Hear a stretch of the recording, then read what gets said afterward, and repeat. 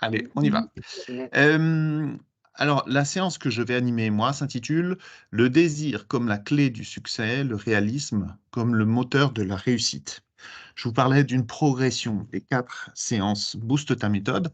En fait, elles suivent un peu ce que u une manière dont Ignace parle de l'homme, de la femme, dans sa prière d'abandon, qui démarre, de la manière suivante: «Prends Seigneur et reçois toute ma liberté, ma mémoire, mon intelligence et toute ma volonté». C'est une des prières les plus connues d'Ignace de Loyola. Pourquoi je parle d'Ignace? Parce que c'est le fondateur des jésuites et les Centres Laënnec sont des maisons d'étudiants jésuites. Donc, Benoît, pardon, que vous avez qui a introduit le propos, est un père jésuite. Moi, je suis un laïc, je suis pas jésuite, mais je dirige une institution jésuite qui a plus de 100 ans et où, la Compagnie de Jésus assure un accompagnement de cette maison. Et donc Ignace, parle de ces 4 éléments qui constituent l'homme: liberté, mémoire, intelligence et volonté. C'est un peu la déclinaison de nos 4 visions. Moi, je suis en charge du terme de la liberté. Comment est-ce que je peux librement concevoir des études de santé, sachant qu'on le verra, ce sont des études qui ne sont pas neutres. On ne s'engage pas comme ça en études de santé par hasard. Et donc, je vais essayer de vous parler, du désir, de la question du discernement, mais aussi du réalisme. Donc aujourd'hui, on ne parlera pas de méthode. Ça sera le cas pour les 3 autres séances, mais plutôt qu'est-ce qui nous met en mouvement pour, prétendre à faire des études de santé. Alors parfois, j'utiliserai le terme, études de médecine ou faire médecine, mais vous verrez qu'en fait, les études de santé sont plus larges que la filière médecine. Notre séance va durer 1 heure et quart, ça sera en fonction de vos questions. Je vais faire un petit topo d'une quarantaine de minutes et puis le reste, ça sera du temps de questions-réponses. Voilà, allons-y et je vais démarrer par la présentation de ce que sont les études de santé. Avant d'entreprendre ce type d'études-là, il faut bien savoir ce que ça renferme et je commence par ce visuel de l'étudiant, où on voit 4 des 5 filières de santé. Médecine, pharmacie, odontologie, maïeutique. La 5e, c'est masso-kinésithérapie, qui n'est pas représentée ici parce que généralement, de moins en moins, mais généralement, les instituts de masso-kinésithérapie étaient un peu extérieurs aux facultés, quand ces 4 filières-là étaient assurées par les facultés. De plus en plus, les instituts de formation de masso-kinésithérapeutes sont rattachés aux universités, et donc c'est bien 5 filières. Ce qu'on peut voir à travers, ce schéma, c'est que déjà, faire des études de santé, c'est s'engager dans des études longues, minimum 5 ans, mais si vous voulez être médecin ou si vous voulez être, spécialiste en pharmacie ou en odontologie, vous pouvez aller, jusqu'à 10, 11, 12 années d'études, en fonction de la durée de votre 3e cycle, notamment en médecine, mais aussi en fonction des études que vous souhaiteriez compléter en faisant des doubles cursus, en faisant des années de césure ou en faisant un break pour avoir une expérience professionnelle. Donc déjà pour, se dire, pour commencer, que faire des études de santé, c'est faire des études longues. Donc il faut aimer étudier. Et ce sont des études, qui seront difficiles parce qu'elle passe par une première année, qui est une année, qui sera sélective pour l'entrée en deuxième année. Tous les étudiants qui sont en première année de filière de santé, et vous voyez déjà que cette première année, elle est commune, eh bien, n'iront pas en deuxième année ou de médecine, pharmacie, odontologie, maïeutique, ça pourrait être sage-femme, ou kiné.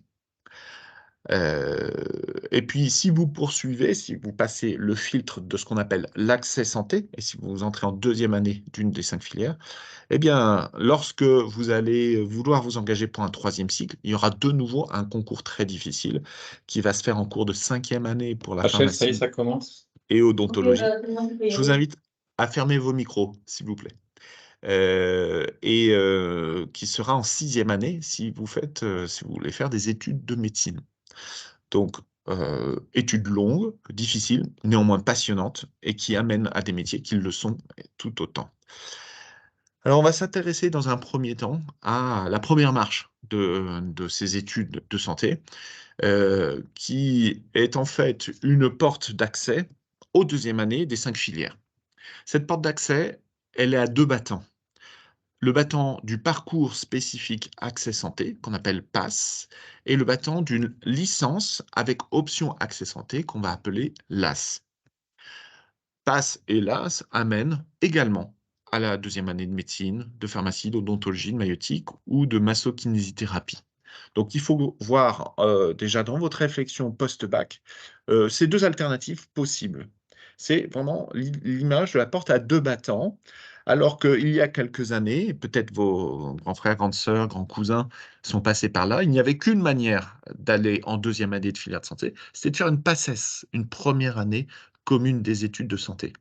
Il y a eu une grande réforme du premier cycle, il y a 4 ans, qui a remplacé cette modalité unique pour monter en deuxième année de santé, qui était la PACES, en 2 modalités, la modalité PASS et la modalité LAS. Alors, on va regarder un petit peu de plus près en quoi cela concerne, en quoi cela consiste. Sur votre droite, vous avez l'option PASS, Parcours Accès Spécifique Santé. On dit souvent une PASS, mais c'est un PASS, un parcours, ou une année de PASS. Et c'est celle qui est la plus connue, on va dire, et la plus choisie, sans doute parce que c'est celle qui ressemble le plus à la PACES. La PACES d'autrefois, c'était des études très intenses, où on apprenait beaucoup de choses, beaucoup de matières, sciences médicales, où on cochait des cases, parce que la modalité d'évaluation, c'était le QCM.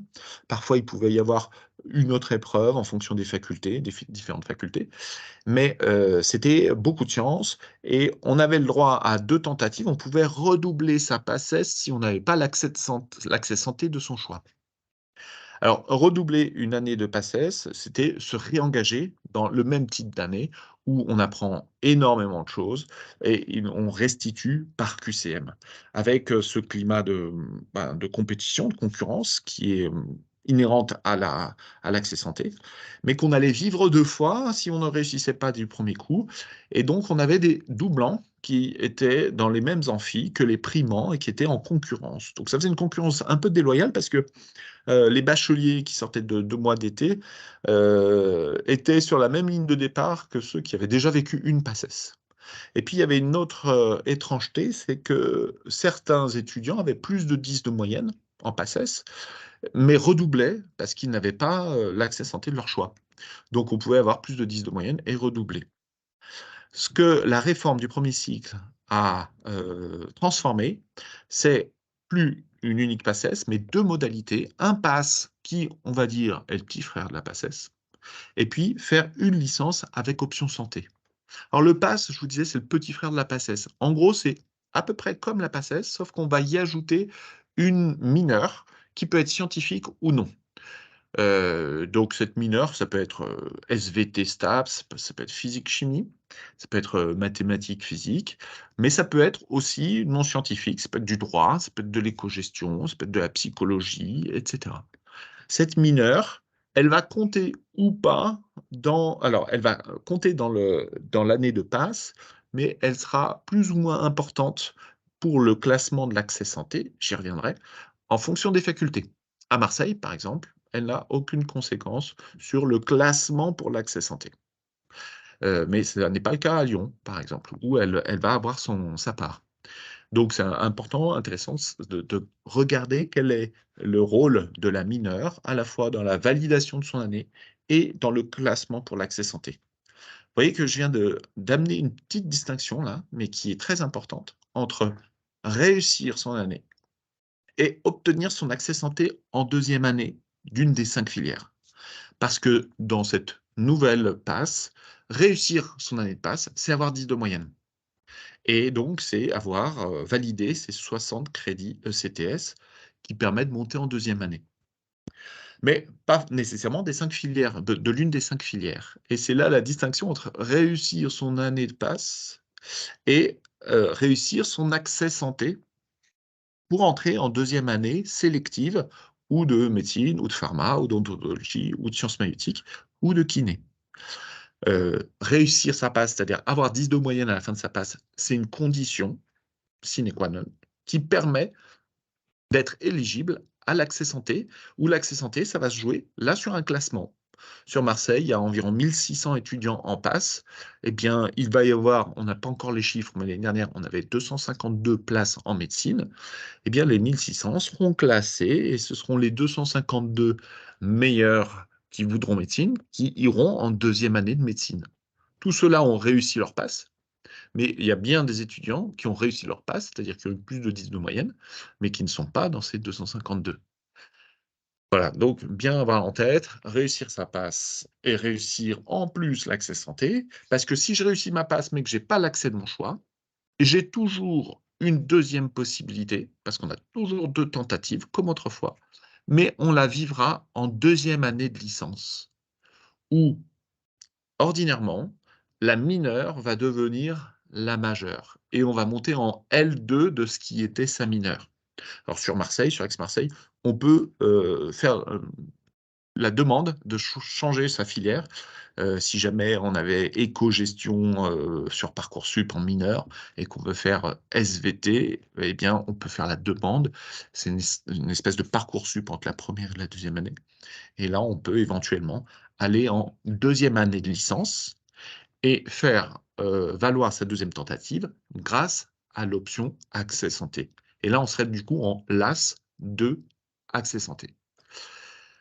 Alors, je vais parler maintenant plus précisément de ce que c'est qu'une LAS. Là, c'est du coup sur le tableau de gauche, une LAS, c'est après le baccalauréat, entrer en première année de licence avec option santé. C'est ce qu'on appelle une LAS 1. Une licence avec option santé, c'est suivre une licence, comme n'importe quel camarade qui suivrait une licence sans nécessairement avoir le projet de faire une filière de santé. Par exemple, là encore, ça peut être scientifique ou non. Ça peut être STAPS, SV, physique, chimie, etc. Un petit peu le pendant des mineurs de pince. Mais, et on sera du coup avec les étudiants en L1 de ces filières. Ça peut être aussi non scientifique, ça peut être du droit, ça peut être psycho, ça peut être éco-gestion, ça peut être des langues, ça peut être du science du langage, etc. Ça peut être philosophie, anthropologie, vous voyez. Donc, cette première année de licence, elle va être complétée d'une option accès santé. Et là, on voit que PASS et LAS ont des maquettes pédagogiques symétriques. C'est-à-dire en PASS, on va faire beaucoup de sciences médicales et un peu d'autres choses. Et en LAS, on va faire beaucoup d'une licence, qui peut être scientifique ou pas, et puis un petit peu d'autre chose, qui sera l'option accès santé. Voilà l'organisation de la LAS 1. Alors, sur Aix-Marseille, on a une quinzaine de licences qui ont fait des conventions avec les facs de médecine, odontologie, pharmacie, sciences maïeutiques, et puis avec l'Institut de formation de masso-kinésithérapie, de telle sorte à ce qu'un certain nombre de chacune de ces filières puisse entrer, ou je reformule ma phrase, de telle sorte à ce que il y ait un quota d'étudiants en deuxième année qui proviendra d'une LAS 1. En gros, la réforme du premier cycle, ce que dit la loi, c'est que aucune des 4 vannes, et je vais citer quelles sont les 4 vannes, d'accès en deuxième année, ne peut dépasser 50% d'approvisionnement en deuxième année. Alors, très souvent, la vanne d'accès en deuxième année qui plafonne à 50%, c'est le pass. Mais il y a du coup un numérus qui va être réservé pour des étudiants de l'AS 1 qui vont vouloir entrer en deuxième année de médecine, un numérus pour une deuxième année de pharma, odontologie, etc. Donc vous voyez que ce sont des manières d'entrer en deuxième année qui sont par des voies différentes. Une vanne la passe, généralement 50% d'alimentation de la deuxième année. La LAS, ça va être du 15% à peu près. Il y a ceux qui vont être en deuxième tentative, soit par la LAS 2, soit par une LAS 3. C'est quelques brebis, ça. Mais la LAS 2, c'est ce que je vous expliquais tout à l'heure, c'est ceux qui vont réussir leur passe ou leur LAS, c'est-à-dire ils auront 10 de moyenne, mais leur classement pour l'accès santé ne sera pas suffisamment bon pour aller dans la deuxième année de leur choix. Et dans ce cas-là, ceux-là vont pouvoir mettre en place leur deuxième tentative par une L2 option accès santé, ce qu'on appelle une LAS2. Et voilà la troisième vanne d'accès en deuxième année. Il y a des places qui sont réservées pour les LAS2. Et puis, pour les LAS3, parce que certains n'ont pas fait leur première tentative, ou en L1 ou en L2.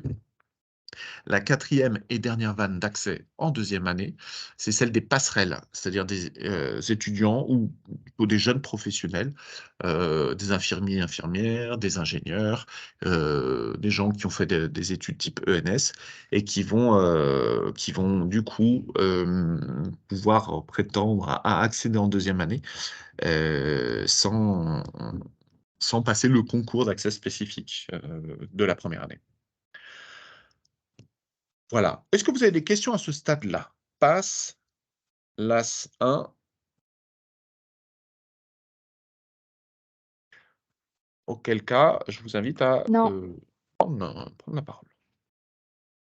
OK? Je vais poursuivre et peut-être qu'on gardera le temps d'interaction par la suite. Alors, pardon.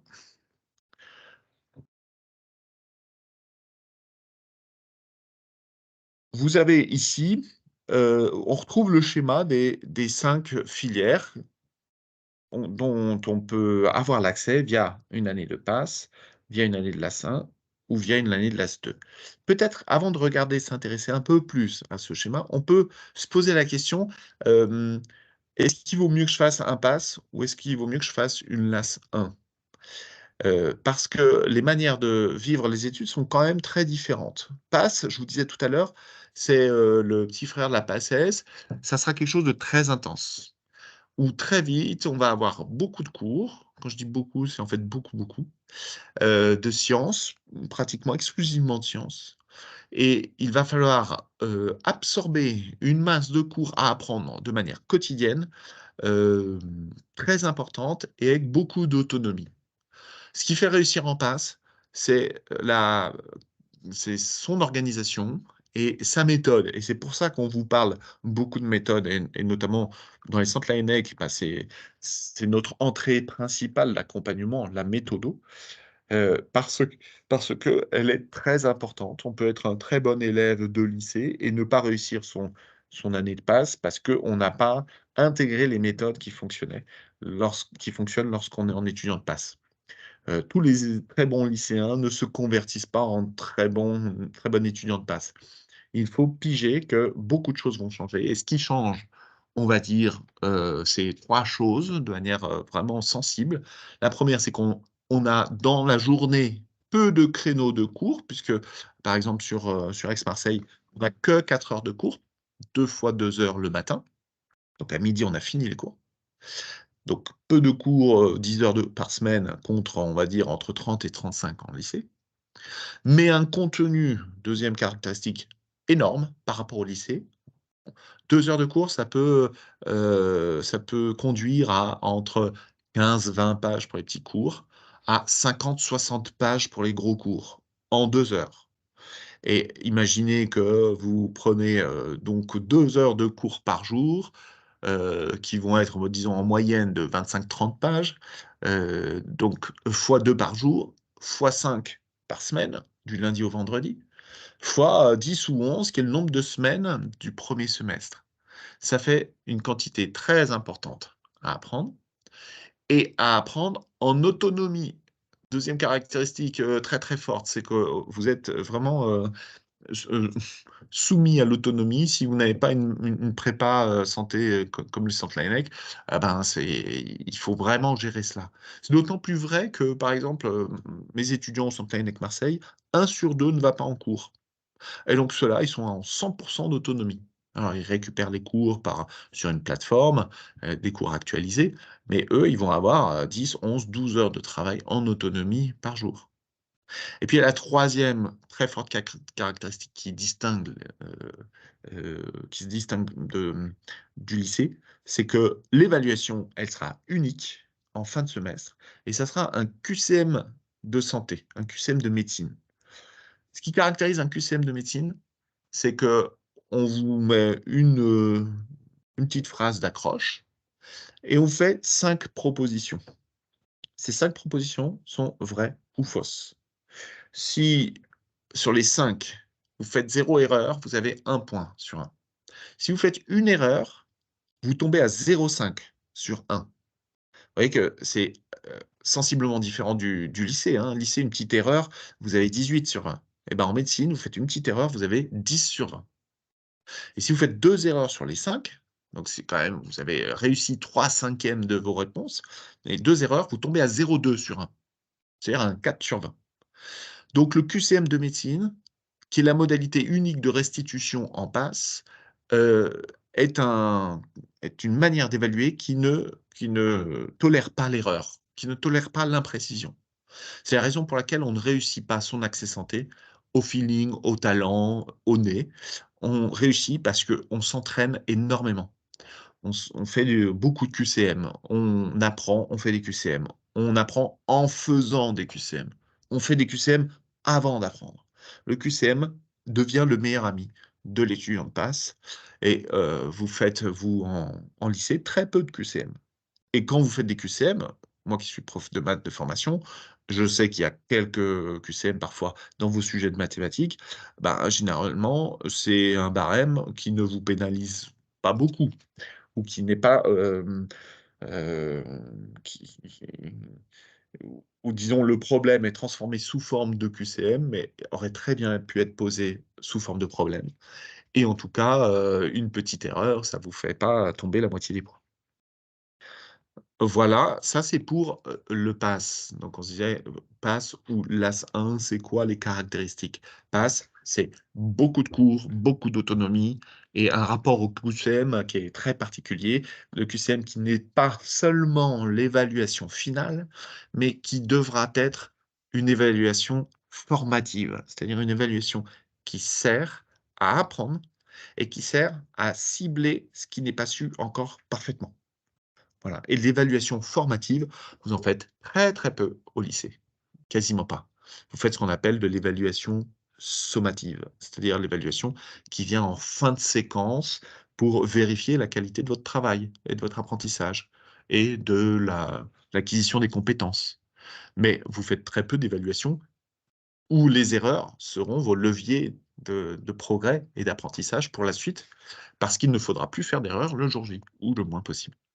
La LAS 1, on est dans un fonctionnement de licence, mais qui va ressembler beaucoup plus à ce que vous connaissez du lycée. Parce qu'en LAS 1, vous allez avoir des cours, vous allez avoir des TP, pour ceux qui feront des sciences expérimentales, vous allez avoir des TD en plus petits groupes, donc ça va ressembler à une classe de lycée.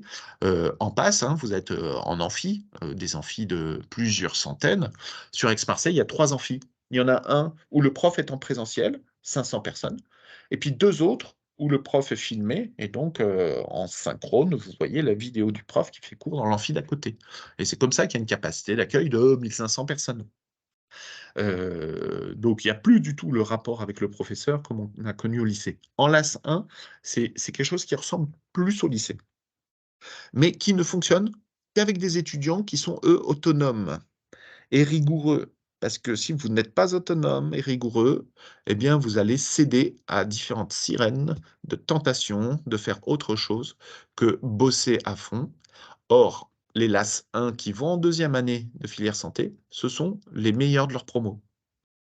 Et donc, une grande différence entre PASS et LAS, c'est qu'en LAS, vous allez être, un peu noyé au milieu d'étudiants en L1 qui auront des objectifs peut-être très différents du vôtre et donc bah, qui, vous inviteront à faire autre chose que bosser et les LAS 1 qui passent en deuxième année de médecine ou autre filière, c'est ceux qui ont en fait travaillé comme autant que des PASS, mais dans un cadre, de liberté plus fort, avec, un premier semestre qui ressemble plus au lycée aussi dans les attendus.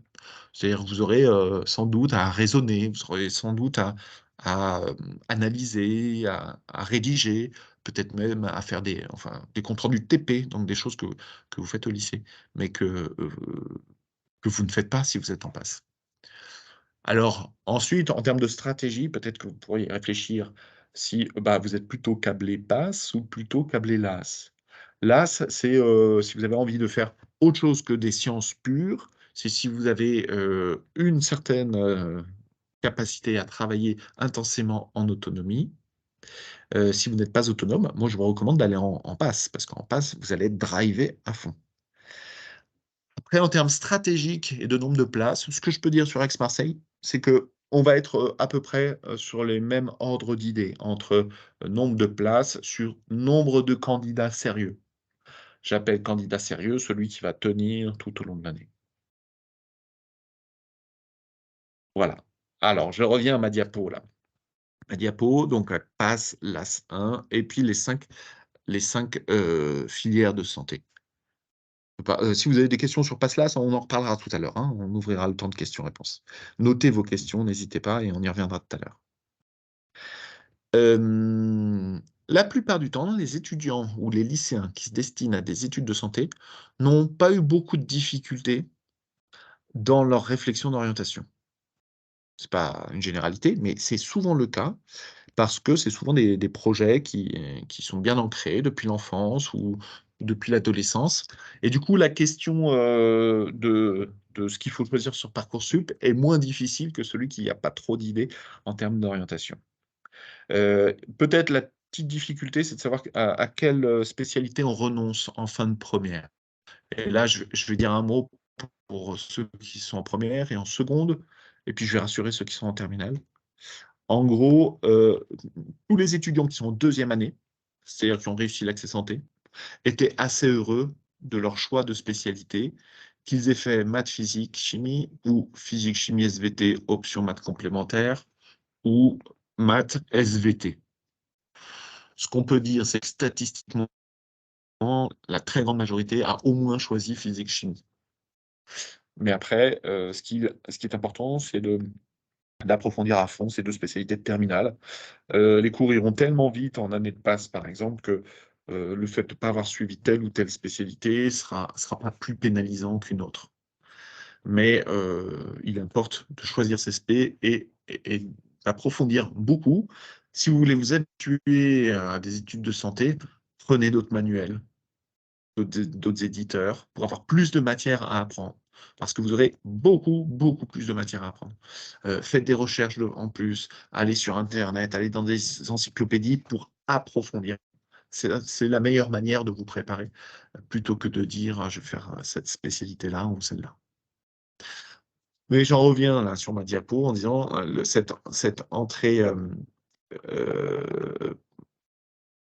enfin ce passage, la porte à 2 battants, passe ou LAS, elle permet d'atteindre les 5 filières de santé.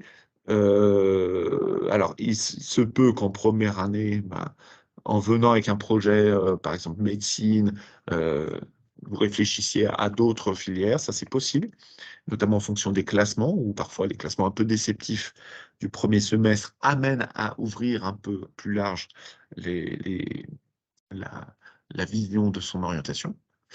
Mais si je regarde les 5 filières de la droite vers la gauche, masso-kinésithérapie et maïeutique sont des silos. C'est-à-dire on y rentre et on y sort. Il y a pas de choix autre si ce n'est des petites spécialisations, des petites options.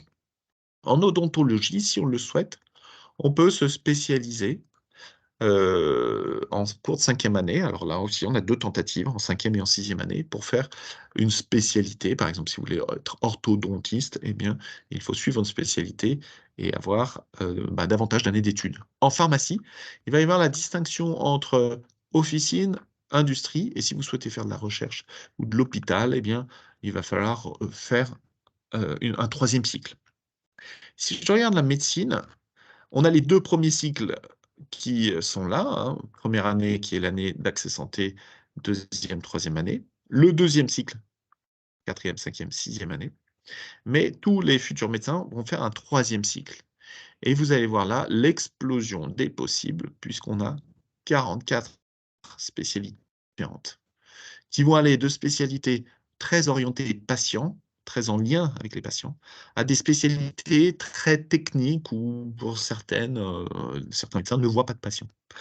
Et puis avec, tout un panel possible entre les 2. Vous voyez que les spécialités, en fonction de leur nature, sont de durées différentes.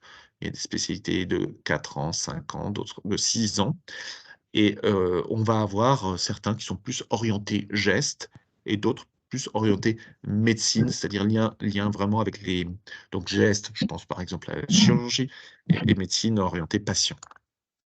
Tout ça pour dire que la question du discernement, elle va nécessairement être présente au cours de votre cursus. C'est comme si vous aviez quelque peu différé votre réflexion d'orientation à ce qui va se passer au-devant de vous, une fois que vous aurez passé votre accès santé. Parce qu'il y a 1000 manières d'être soignant. Voilà. Alors je vais peut-être, je vais poursuivre, je vais poursuivre. Hem, ouh. Alors ça, c'est rigolo. Parce que il faut que je me reconnecte, pardon. On va faire un petit break. On se retrouve dans 1 minute, ça fait la pause. On se retrouve dans 1 minute, vous pouvez, continuer de préparer vos questions. Et puis moi, je me reconnecte à Prezi et je vous retrouve dans 1 minute.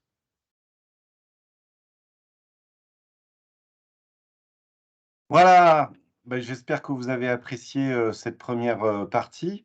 Alors, pour ceux et celles qui sont arrivés, après coup, merci de bien penser à remplir le formulaire que j'ai mis en ligne, dans la conversation pour qu'on puisse, vous connaître. Tout à l'heure, quand j'ai regardé, il y avait juste une cinquantaine, d'études d'élèves qui ont répondu au formulaire. Vous êtes plus de 300 qui sont inscrits à Boost ta méthode. D'après ce que j'ai vu, vous venez d'à peu près de toute la France. Et donc, c'est une super nouvelle, hein.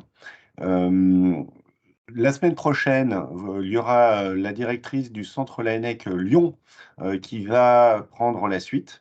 Et elle va vous parler davantage de méthode. La semaine suivante, ce sera Monsieur Sébastien Martinez qui interviendra.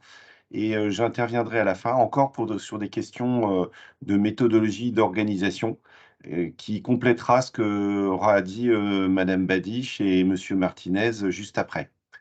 Voilà. Est-ce que peut-être, en attendant alors je ne vais pas pouvoir répondre aux questions trop précises concernant, les spécificités des LAS et PASS dans les villes. Je vois, est-ce que vous pouvez répéter combien de personnes de l'A5 peuvent accéder en deuxième année de santé en moyenne et en pourcentage? Je pense que ça dépend vraiment, des villes, hein. Donc, c'est une question qui est très difficile, à répondre comme ça de manière générale. Les QCM sont sur combien de points au total? Là, je comprends pas trop, de bien la question de Théo. En fait, chaque faculté organise, les examens comme il le souhaite et globalement, enfin très, très souvent, la grosse partie des évaluations des étudiants, par écrit se font par question par choix à choix multiples. Il y a quelques épreuves parfois en fonction des facultés par, ce qu'on appelle des crocs, des petits écrits. Et puis évidemment, il y a des étudiants qui sont éligibles à des oraux. Donc ceux-là, ils auront à s'adresser à un jury. Tu as terminé, Oui, Marc? ça y est, je suis prêt. Eh Merci. bien, Merci bonne Benoît. continuation. OK, merci. Voilà, on va continuer, puis gardez toutes vos questions au chaud. On en reparle, tout à l'heure sur le temps d'interaction.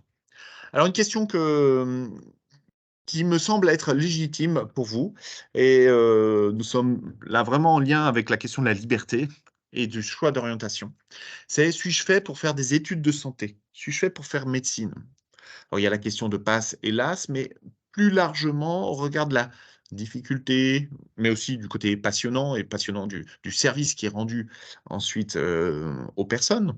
Mais ce sont des études qui sont longues, etc. Suis-je fait pour m'embarquer là-dedans?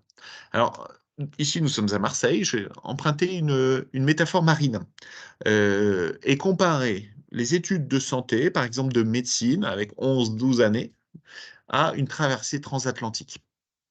Traversée transatlantique, ce qui caractérise la traversée, c'est que c'est long, d'une part. D'autre part, eh bien, il y a quand même un peu de solitude, même si dans les centres Laennec, on essaye de faire cette traversée en équipage, c'est-à-dire avec d'autres, mais on est seul avec son classement, on est seul devant ses cours à apprendre, et surtout on est seul le jour J à cocher les cases lorsqu'on remplit les QCM. Et donc, faut cela avoir cela en tête. Et puis, une autre caractéristique aussi, enfin, qui rend pertinente, c'est que c'est pas toujours le beau temps. Parfois c'est la tempête. Parfois, il y a du gros temps et il faut savoir le gérer, il faut savoir le manœuvrer. Mais la première chose qu'on apprend quand on est marin et quand on veut embarquer, c'est peut-être l'élément le plus important, c'est de se fixer un cap.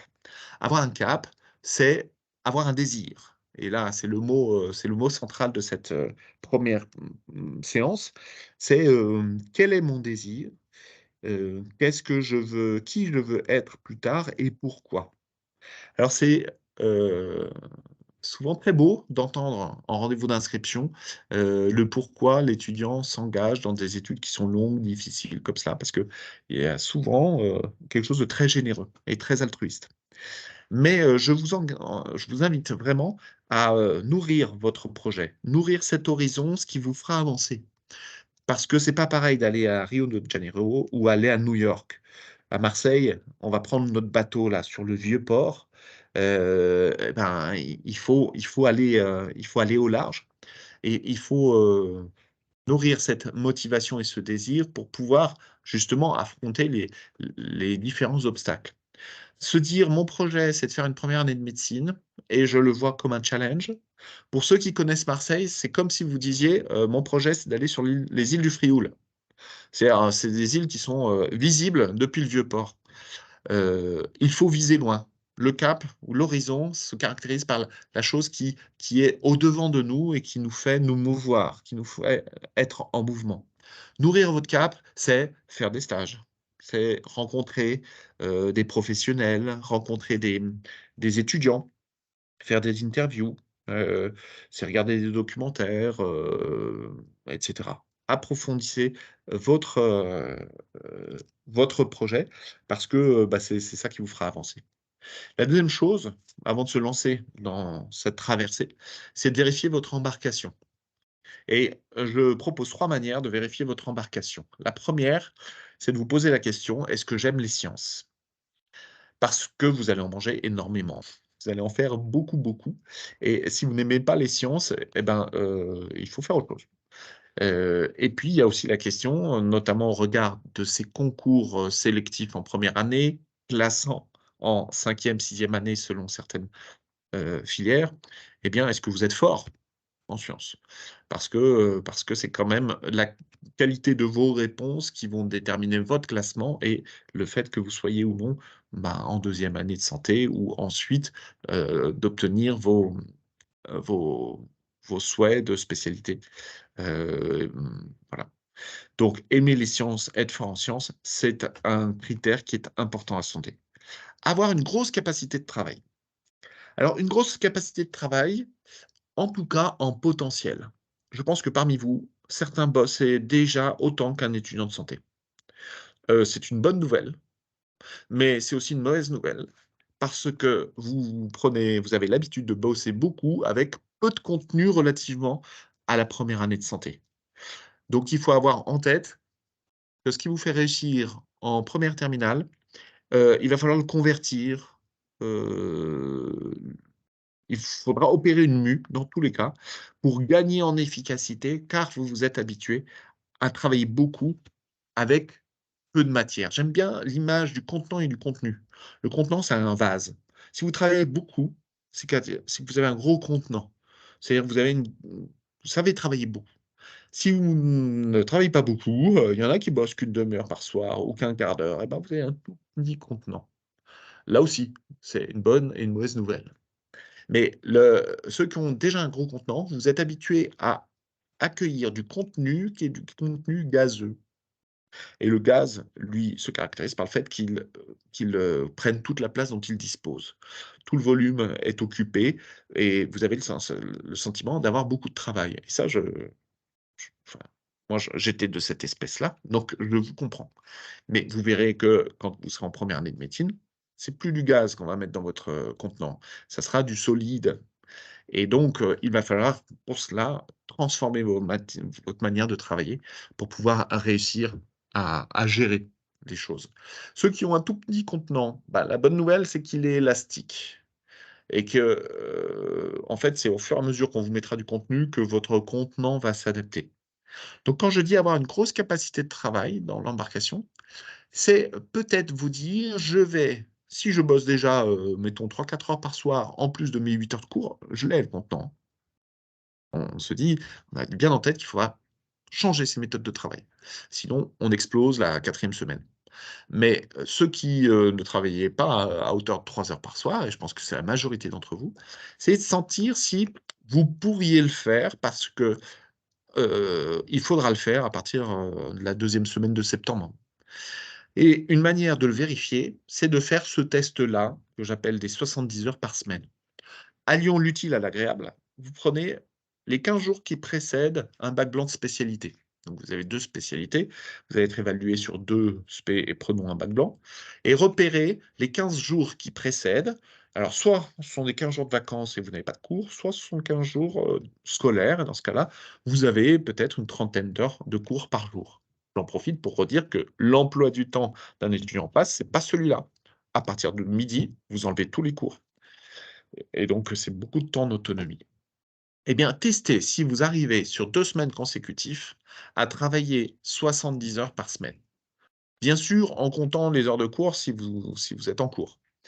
Heu, eh bien, c'est une manière, d'une part, de très bien réussir votre bac blanc, mais aussi, pour ceux qui n'ont pas l'habitude de beaucoup travailler, de voir, de sentir quelles sont les résistances ou alors de vous rassurer sur la capacité de tenir dans une certaine durée, 15 jours, ben, une quantité de travail qui équivaut à 10 heures par jour sur 7 jours. Mais bien sûr qu'il faudra se ménager des pauses, peut-être même avoir une demi-journée de pause le dimanche, par exemple et du coup, ça va davantage ressembler à 11 heures, 10-11 heures de travail par jour. 3e critère pour la vérification de son embarcation, c'est être persévérant. Je le disais, ça, c'est une clé de réussite de l'étudiant, qu'il soit en PASS, en LAS 1 ou j'allais presque même dire, celui qui fait PASS, LAS 2 et qui veut tenter son accès santé, ou alors LAS 1, LAS 2, à travers par sa 2e tentative.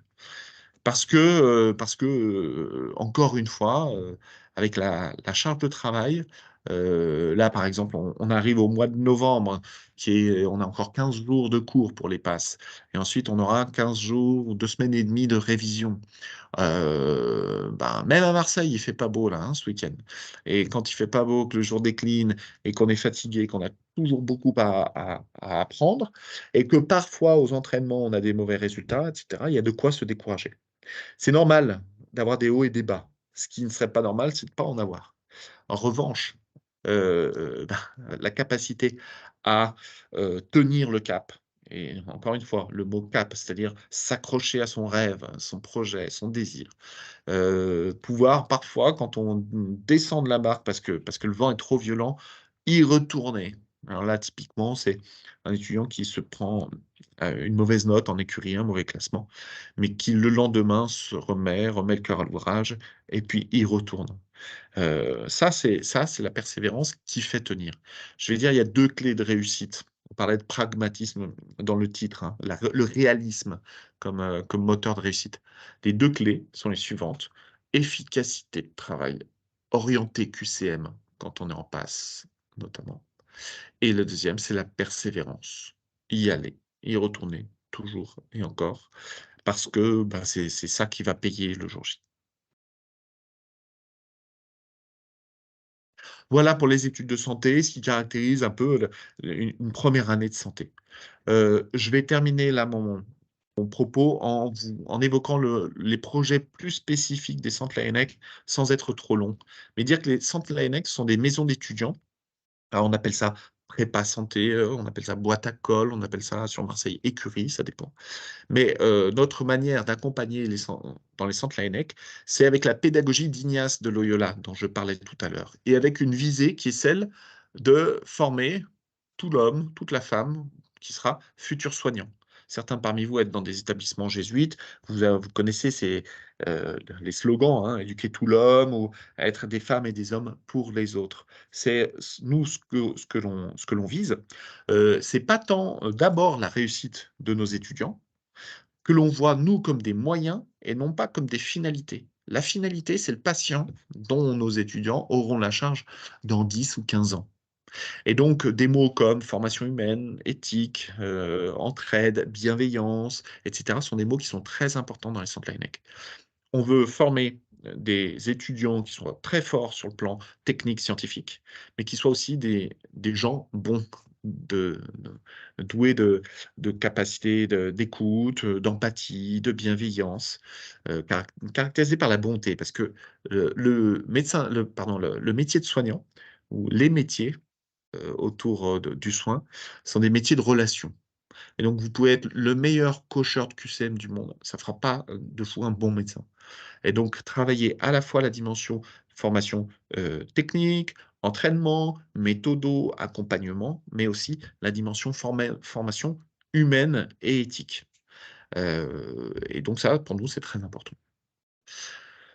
Alors, la pédagogie, alors juste, je vous montre quelques photos de à quoi ressemble un centre Laennec. Celui-là, c'est celui de Marseille. Donc vous avez des lieux pour vous détendre, une petite cour intérieure, pour déjeuner. Vous allez trouver dans un centre Laennec des snacks, des chapelles pour se reposer, pour prier, et puis des salles de travail qui certaines seront petites, qu'on appellera box pour du travail à quelques-uns, et puis d'autres seront des grandes salles de travail en silence. La pédagogie de nos centres, on peut et puis on en reparlera dans le cadre du parcours, on peut la résumer autour de 2 mots: s'entraîner et s'entraider. Voilà. L'exercice, l'entraînement, c'est quelque chose qui est tout à fait ignatien. Nous, on ne va pas vous faire des cours, parce qu'on estime que les cours sont suffisamment nombreux à la fac, mais on va vous donner des opportunités d'exercice, parce que c'est en s'exerçant qu'on apprend, qu'on progresse, etc.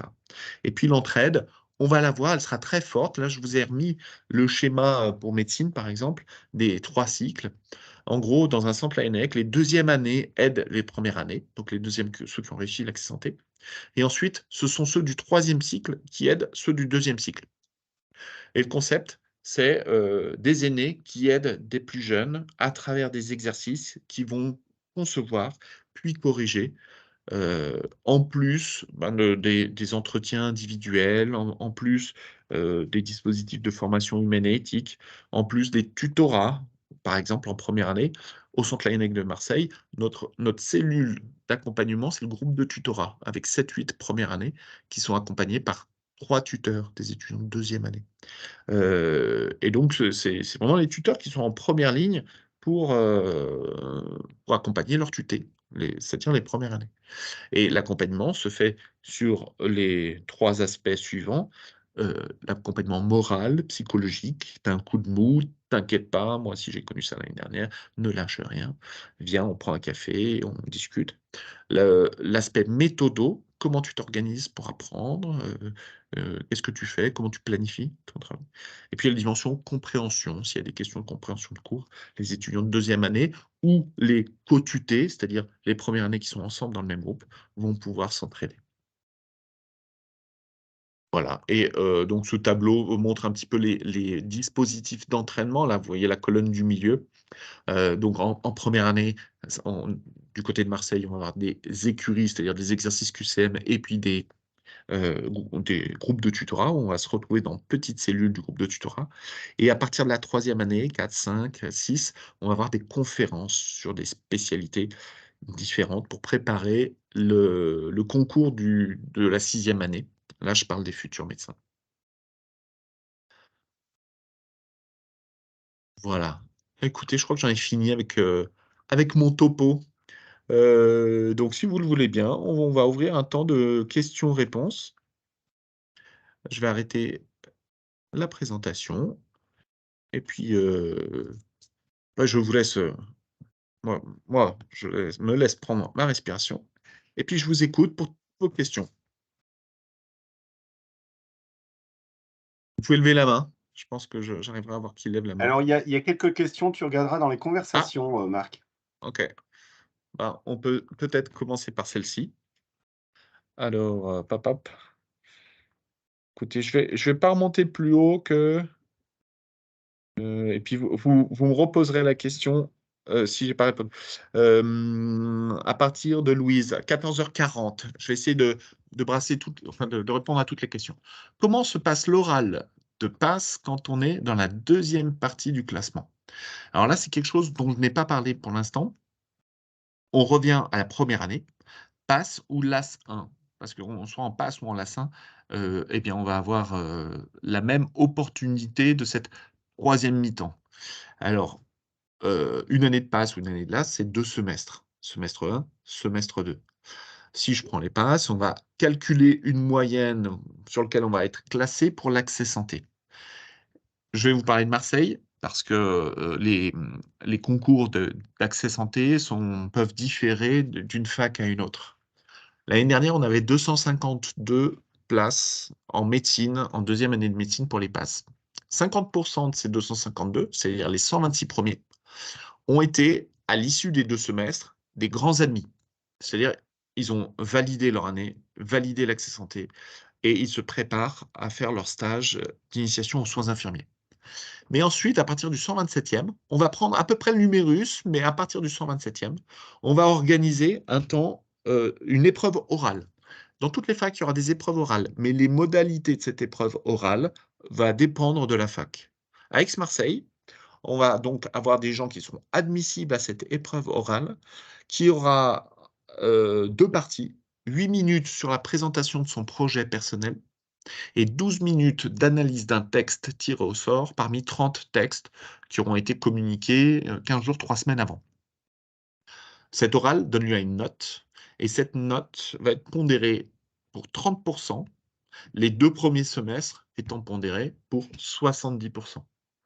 Ce qui fait que pour ceux qui vont aller à l'oral, on a du coup les 2 premiers semestres qui comptent pour 70%, donc en fait 35 le premier semestre, 35 le deuxième semestre, et puis l'épreuve orale qui comptera pour 30%. Donc ça fait comme 3 tiers d'année, quoi. Et ce qui laisse le temps aussi à des étudiants qui peinent un peu pour entrer dans leur méthode au premier semestre, de se rattraper au deuxième, et puis d'aller décrocher l'accès santé grâce à l'épreuve orale. Je continue avec les questions du chat à partir de 14h40. Que pensez-vous de Parcoursup? Benoît, réponds à cette question.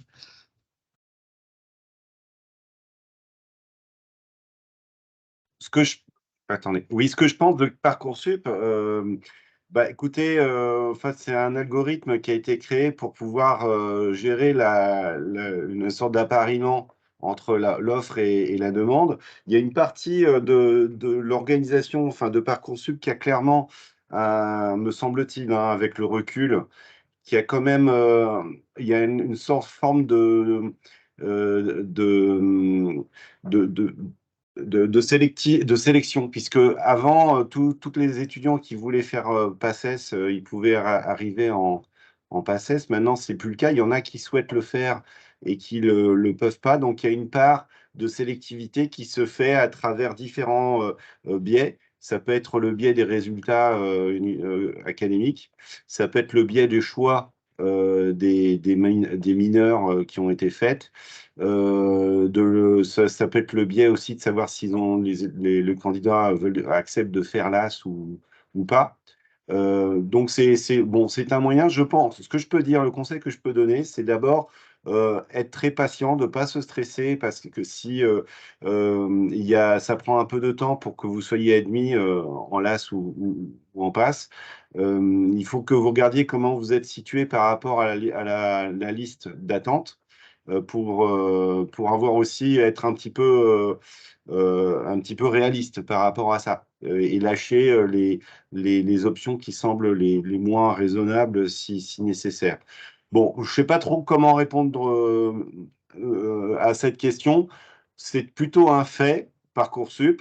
Voilà, c'est un choix qui est imposé à tout le monde, avec ses avantages, ses inconvénients. Eh bien, soyez patients, prenez les mineurs si vous faites un pass qui corresponde à des orientations possibles pour vous. Pour les LAS, ce n'est pas à négliger. Parfois, je suis un peu étonné d'entendre des étudiants qui disent bah, écoutez, moi, si je ne suis pas pris en pass, je ne fais pas médecine. Non, je veux dire, si vous voulez faire médecine et que vous êtes pris en LAS, allez-y, hein, c'est une vraie filière de réussite. Et ce que j'ai observé au moins sur Lyon, c'est que c'était d'un point de vue statistique, hein, mais ça raconte pas une histoire individuelle. D'un point de vue statistique, c'est moins sélectif que la passe. Mais attention, il y a une histoire après la première année.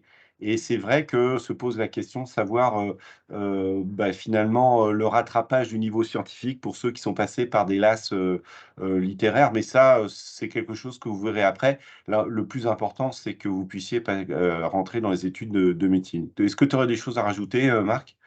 Non, peut-être juste sur ceux qui ont fait une LAS 1 et qui entrent en deuxième année de santé. Bien sûr, ils auront beaucoup moins travaillé les sciences médicales que ceux qui auront fait passe. En revanche, ils auront travaillé autre chose et qui ne sera pas inintéressant. Pour ceux qui font des sciences, ça va de soi. Mais pour les autres, c'est aussi un des motifs de la réforme du premier cycle. C'est faire entrer en deuxième année des esprits peut-être plus ouverts que ceux qui savent apprendre comme des machines et restituer par QCM. Ce que j'observe, moi, à Marseille, c'est que ceux qui sont en deuxième année, qui ont accédé à la deuxième année via une passe, ont un petit relâchement en termes de- d'intensité de travail en deuxième année. Ceux qui ont fait une LAS 1, eux, ils sont dans une montée en puissance avec le deuxième semestre où ils vont beaucoup travailler l'option santé.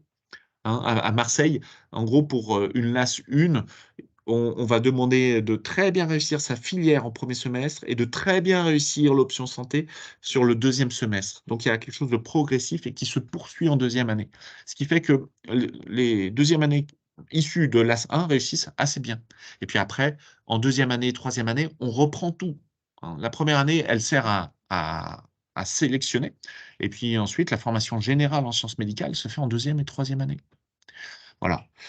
Euh, je vais continuer. Flore, tu poses la question des profils peut-être un peu atypiques. Est-ce que les centres Laennec vont accepter ce type de profil? Ben, je te laisserai rencontrer le père Copeau en temps voulu. Moi, à Marseille, j'aime beaucoup ces profils-là qui ont des expériences scolaires un peu diverses.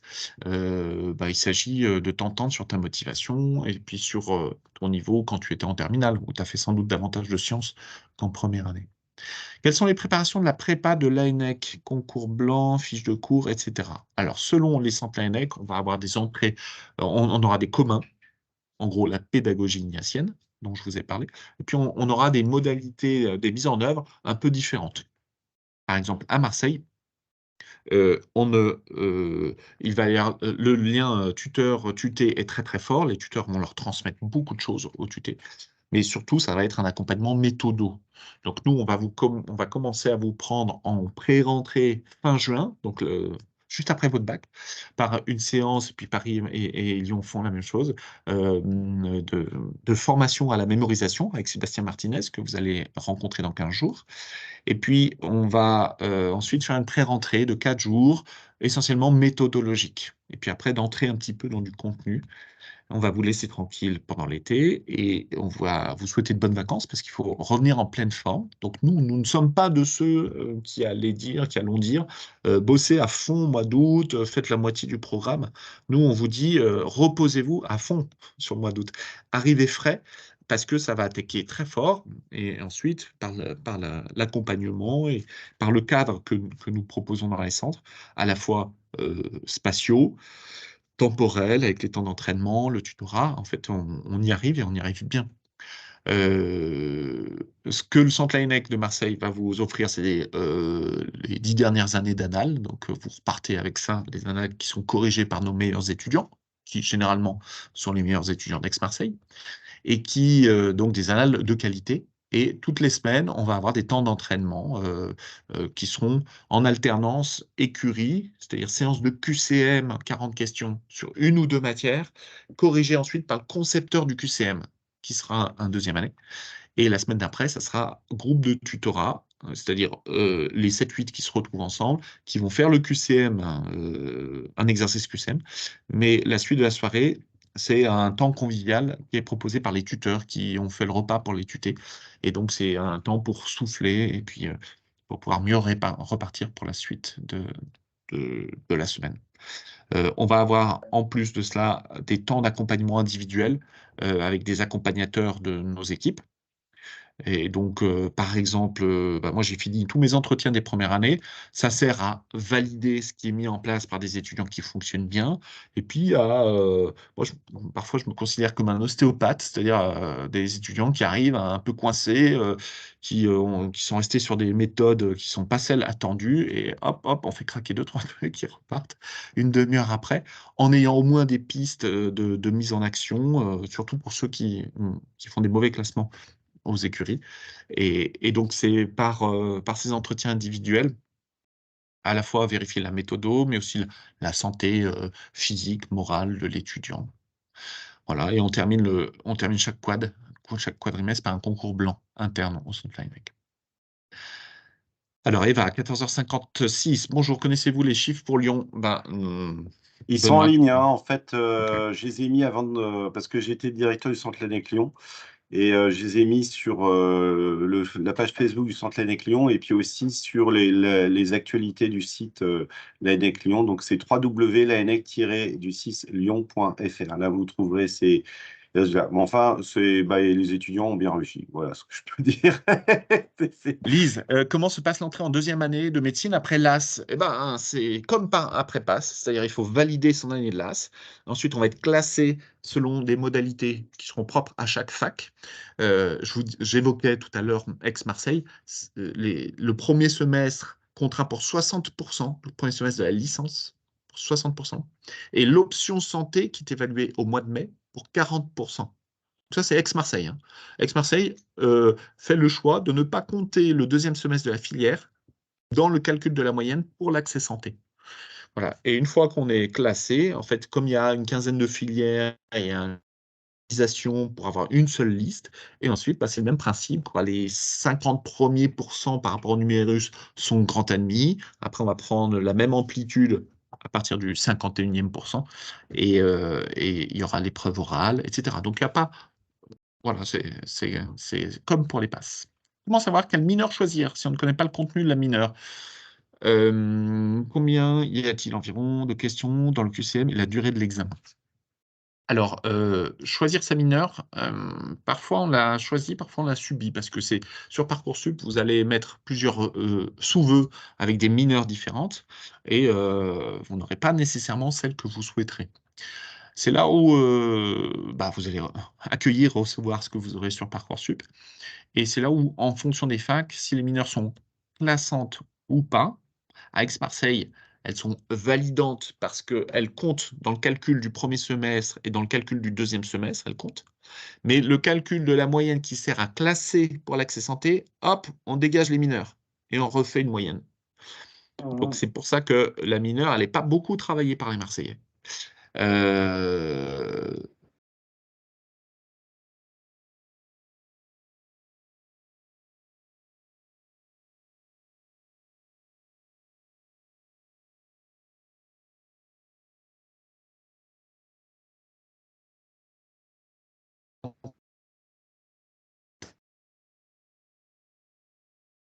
réussit pas l'accès santé à l'issue de la LAS 2, va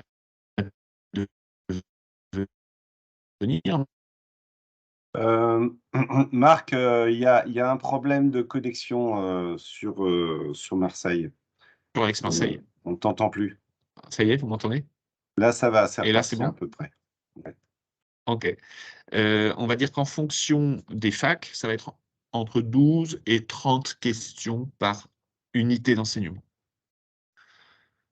Sur Parcoursup, il faut mieux mettre passe, hélas, comme ça on peut avoir une possibilité de rejoindre médecine, oui, effectivement, il va falloir mettre toutes les passes que vous pouvez, et toutes les LAS, et puis ensuite, à partir de la phase d'admission sur Parcoursup, c'est vous qui êtes maître.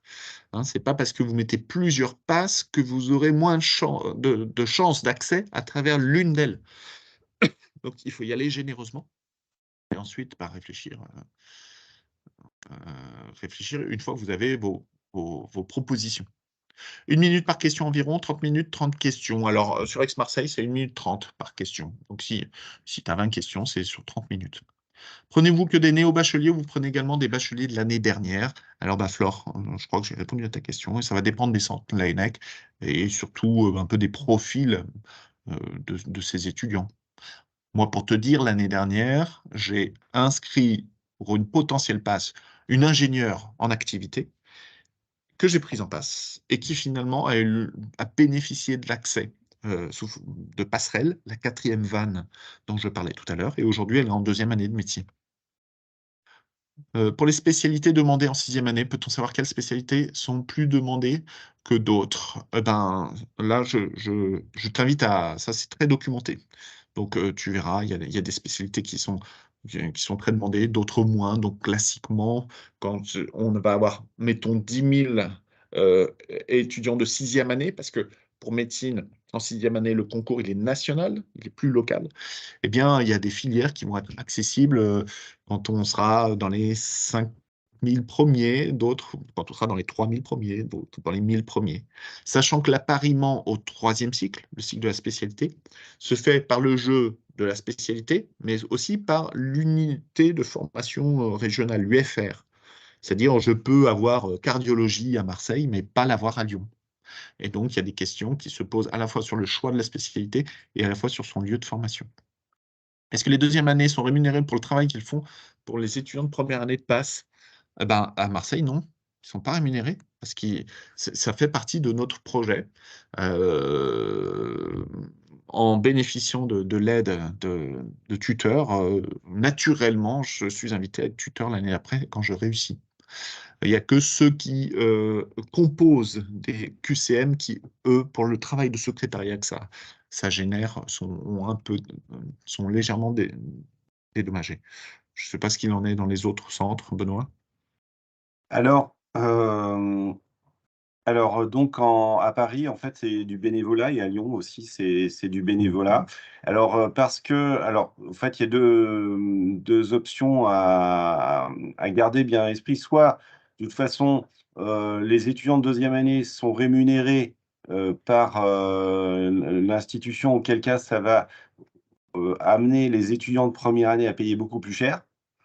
Soit on joue plutôt sur le bénévolat et en fait, c'est plus juste, à mon avis, d'un point de vue, social, puisque ça permet d'éviter à répercuter sur tout le monde, les salaires qui sont versés sur les 2e années et les étudiants de 2e année, ils sont très heureux de le faire parce qu'en fait, bah, ils ont reçu gratuitement, ils sont contents de redonner gratuitement et pour eux, c'est très valorisant et le rapport, de l'étudiant de 2e année aux étudiants de 1re année est aussi différent. C'est-à-dire, c'est pas un salarié, un prestataire de service vis-à-vis d'un client, mais c'est, 2 copains, ou 2 copines, enfin voilà, des camarades de promotion, qui s'entraident et ça permet aussi de se préparer à une chose qui est très caractéristique du métier de médecin, qui est justement, la formation entre pairs. Et ça crée une ambiance, enfin un type de relation qui est tout à fait différente que si les étudiants étaient rémunérés. Voilà.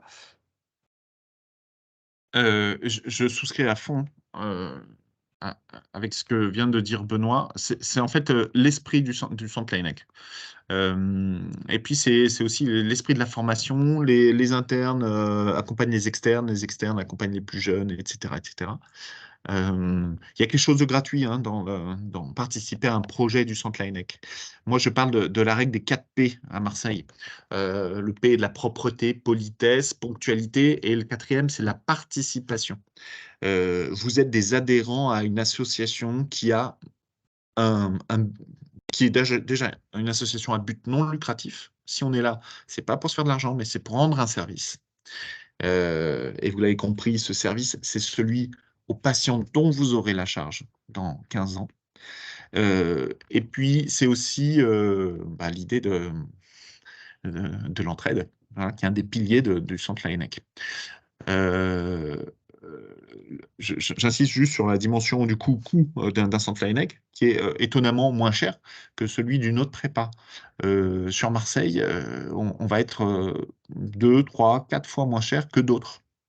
Et donc, ça permet de rendre accessible une prépa de haute qualité à des étudiants qui n'ont pas forcément les moyens. Et donc, d'avoir une mixité sociale dont les jésuites attachent beaucoup d'importance dans leurs institutions. Voilà. Et alors, ce qui n'empêche pas de faire partie des meilleures propositions sur Aix-Marseille. Hein. Donc, c'est pas. Disons que c'est moins bien, mais c'est la pub pour une voiture, une Clio, vos parents connaîtront ça. Ou pour une Clio, la concurrence, c'est moins bien, mais c'est plus cher. Voilà, bon, on va dire que ça peut être un peu cela pour les centres Laennec. Lors des examens, a-t-on un QCM par matière ou bien un seul QCM englobant toutes les matières? Alors, ça dépend si on parle pour les PASS ou pour les LAS. Pour les PASS, on va avoir généralement un examen par UE. Pour les petites UE, parfois elles sont combinées. Donc on va avoir un examen avec, par exemple, 8 questions d'anglais et puis 12 questions d'autres choses. En LAS, en tout cas sur Aix-Marseille, l'option Accès Santé, c'est 40 questions sur tous les cours, c'est-à-dire sur les 4 unités d'enseignement. Et donc, ça sera une évaluation unique de 40 questions. Quel pourcentage de LAS qui passe en deuxième année de médecine et le pourcentage de PASS qui passe en deuxième année de médecine? Mathilde, c'est une bonne question. Je vais parler d'Aix-Marseille encore une fois. Il faut avoir en tête, tout dépend du pourcentage dont on parle. Parce qu'il va y avoir le nombre de candidats au départ, c'est-à-dire le nombre de candidats ayant cliqué sur ce vœu-là sur Parcoursup. Et puis le nombre de places en médecine, par exemple, en deuxième année. Eh bien, si je regarde ce ratio-là, on va avoir un ratio plutôt favorable pour les passes, puisque cette année-là, on est 1600 passes en première année, et on va avoir peut-être 250 places en médecine. Mais sur les 1600, il y en a qui vont abandonner. On va être à 1300 à la fin de l'année. Et sur les 1300 restants, on va dire qu'il y a 1000 étudiants qui ont vraiment bossé sérieusement. Et donc, ça change le rapport, hein, parce que 250 sur 1000, c'est pas pareil que 250 sur 1600. Si je parle des LAS, alors là, l'évaporation entre le nombre de candidats qui sont inscrits en LAS 1 sur Parcoursup et le nombre de candidats sérieux qui vont être assis sur leur chaise pour cocher les 40 questions, là, il va y avoir une évaporation très forte.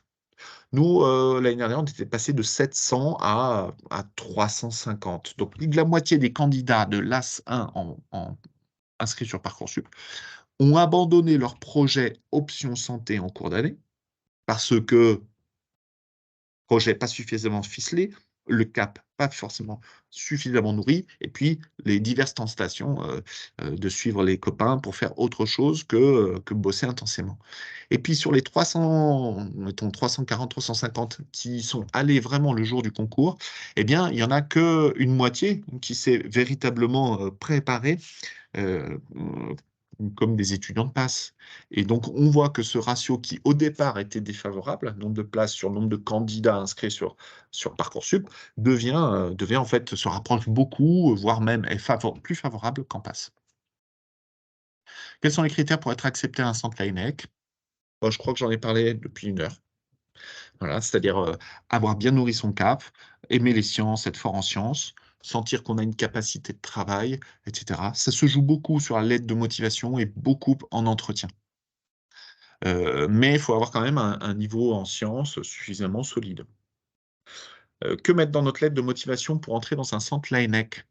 Tu compléteras, Benoît, mais moi je Oui, dirais, il faut que vous parliez de vous et vraiment de vous. En gros, tout ce qui sera du chat GPT ou de lettres un peu classique, moi j'en fais un classement vertical, c'est-à-dire que je le benne parce que j'ai trop de demandes en fait, donc il faut que j'ai des critères. En revanche, si vous êtes en capacité de me dire quel est votre cap et pourquoi, de faire une relecture de vos années collège, vos années lycée, et de dire où vous en êtes là dans votre vie et dans votre projet, qu'est-ce que vous avez fait pour vous mettre au service des autres, comment vous avez nourri la dimension empathie, la dimension, etc., etc. Et quels sont vos buts de vie. Alors là, ça va nous intéresser, ça va même nous passionner. Benoît? Oui, oui, oui, je suis tout à fait d'accord. Exactement, je dirais exactement la même chose. Bon, attendez, je me suis planté juste pour charger mon ordinateur. Je comptais sur une réponse plus longue, Benoît. Voilà. Je suis Je désolé. Non, non, on fait voilà. à Lyon, il y a des entretiens et puis il y a plus. Enfin, l'année dernière, on avait arrêté les lettres de présentation. Et à Paris, c'est pareil aussi, c'est-à-dire il y a essentiellement un entretien et on regarde le niveau. L'idée, c'est est-ce que le projet il est réaliste, hein, s'il est raisonnable, et puis aussi essayer d'évaluer la personnalité de l'étudiant. C'est-à-dire, est-ce que l'étudiant ou l'étudiante serait à l'aise dans un centre Laennec et est-ce qu'il jouerait le jeu de la pédagogie ou est-ce que ou non? Mmh. Voilà, merci pour le rappel des 4 P. Et puis, quelles sont les boîtes à colle conseillées avec le centre Laennec? Je suis pas sûr de comprendre la question. Ce que je peux peut-être, donc, je te laisse préciser ou je vous laisse préciser sur le chat. Moi, ce que je peux dire, c'est qu'au centre Laennec Marseille, la plupart des étudiants qui sont au centre Laennec souscrivent à une plateforme en ligne qui donne les cours qui sont actualisés. Ils payent des étudiants qui vont au cours le matin, qui saisissent toutes les modifications par rapport au cours de l'année d'avant, qui mettent en page et qui mettent en ligne. Et donc, ceux-là, enfin nos étudiants, surtout pour ceux qui ne vont pas en cours, souscrivent à l'abonnement à cette plateforme en ligne qui en plus fournit des QCM.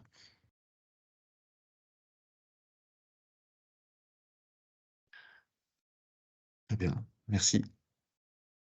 Voilà, écoutez, oui, Gaspard, Oui, bonjour. Marie. Alors, on se demandait, qu'est-ce que vous pensez de la terminale santé à faire du coup pendant les vacances de terminale? Pourquoi faire, Marie? Marie? Alors, de préférence pour faire passe. Donc, ça serait. Il y a certaines terminales santé qui proposent donc un approfondissement des matières étudiées en terminale, mais il y en a d'autres qui proposent donc de prendre de l'avance sur le programme. Alors, moi, personnellement, je ne me suis pas inscrite à une terminale santé, mais j'aimerais bien savoir si vous le recommandez ou pas. Ok. Alors, j'ai posé la question si tu peux couper ton micro. Du pourquoi faire, parce que il y a des motivations pour lesquelles bon, moi je vais t'encourager à la faire et d'autres pour lesquelles je ne t'encouragerai pas. J'ai rappelé qu'on était une association à but non lucratif. Le jour où j'ai des problèmes pour régler les factures d'électricité, je me lance dans les terminales santé. Marché tout à fait juteux, qui est basé, pour certains, dans le fait que on ne redouble plus une passe, il faut réussir sa passe du premier coup, etc. Donc, anticiper à fond. Si j'interroge les deuxièmes années, ceux qui ont réussi, ils vont te dire que c'était inutile. Et donc, moi, je vais dire un peu la même chose. Une terminale santé ne sert pas à réussir l'accès santé. Parce que déjà, le fait que vous soyez en terminale, vous n'êtes pas complètement dedans, et il faut être complètement dedans pour pouvoir s'investir à 100% dans ces cours. Et puis parce que ça va tellement vite que, rends-toi compte, si tu as 60 pages à apprendre par jour, 5 fois 5 par semaine, en fait, c'est pas les quelques demi-journées sur les vacances de Toussaint ou vacances de février qui vont permettre de prendre de l'avance. Si la question serait, j'ai envie bon, je m'intéresse un peu aux cours de sciences médicales, ou ça me rassurerait que, alors là, c'est autre chose. Vas-y. Mais sache que ça n'augmentera pas ta capacité de réussite de l'accès santé. Ok, merci. Ah, de rien. De rien. Alors, on s'approche de la fin de notre séance. Euh, je vous propose un lien d'évaluation de cette première session de Boost ta méthode. Donc, je vous inviterai à remplir ce questionnaire pour qu'on puisse nous s'améliorer d'année en année. Mais je suis encore à l'écoute de vos questions pour 5 minutes. N'hésitez pas sur le chat ou en ouvrant le micro.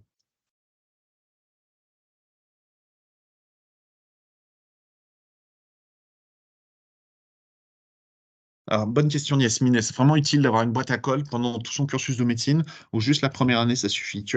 Au centre Laennec, nous, on a 1000 étudiants, un peu plus de 1000 étudiants. Un tiers qui sont des PASS, LAS1, LAS2, et puis 2 tiers qui sont soit des tuteurs de deuxième année, soit des étudiants de médecine. Et nous, on estime, alors c'est plus ou moins vrai selon les filières, mais pour médecine, que l'accompagnement au long cours sur les 2 cycles, la première et la 6e année, elle est très importante parce que l'accompagnement est très important, parce que le concours de la 6e année, il est pas moins difficile que le concours d'accès santé en passe. En passe, c'est vraiment très intense. On a l'impression que c'est un marathon quand on y est, mais quand on est en 2e cycle, c'est-à-dire en 3, 4, 5e, 6e année, c'est là qu'on se rend compte que le marathon, c'est vraiment quand on est en 2e cycle, et que la passe, c'était un sprint. Euh, et l'accompagnement de nos étudiants, tant sur le plan des apprentissages, par le jeu des conférences que j'ai évoquées tout à l'heure, c'est-à-dire des internes qui viennent donner des exercices aux externes, que sur l'accompagnement, être entre soi, avoir un lieu de travail privilégié, avoir cette bulle de bienveillance qu'est le Centre Laennec. Quand on est dans des temps d'apprentissage et de formation à moitié à l'hôpital, et c'est pas toujours une partie de plaisir, parce qu'il se vit des choses difficiles à l'hôpital, et qu'en plus on a beaucoup de travail, parce qu'on va travailler ce qu'on appelle les collèges, c'est-à-dire un bouquin de cette épaisseur par spécialité, en gros. Et ben, ce sont des années qui sont extrêmement exigeantes. Et donc, nous, on accompagne les étudiants de médecine tout au long de ce cursus, qui est un cursus difficile. Est-ce que vous fournissez des polycopiés synthétisés des cours? À Marseille, non. Nous, ce qu'on peut fournir, c'est les annales. Ce qu'on fournit, c'est des schémas vierges de biologie cellulaire. Et puis après, il y a tout ce que les tuteurs fournissent aux tutés.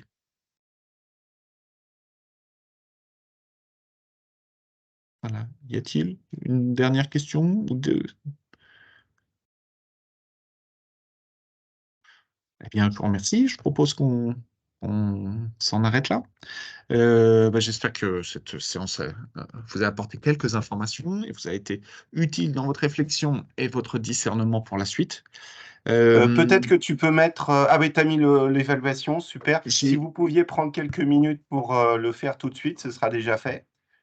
Et nous, Oui, ça nous aidera beaucoup pour préparer les séances suivantes. La semaine prochaine, avec Madame Julie Badiche, directrice du centre Laennec Lyon, et elle va parler, elle va parler davantage de méthodes concrètes pour réussir. Alors, n'hésitez pas à parler aussi de Boost ta méthode à vos camarades de classe.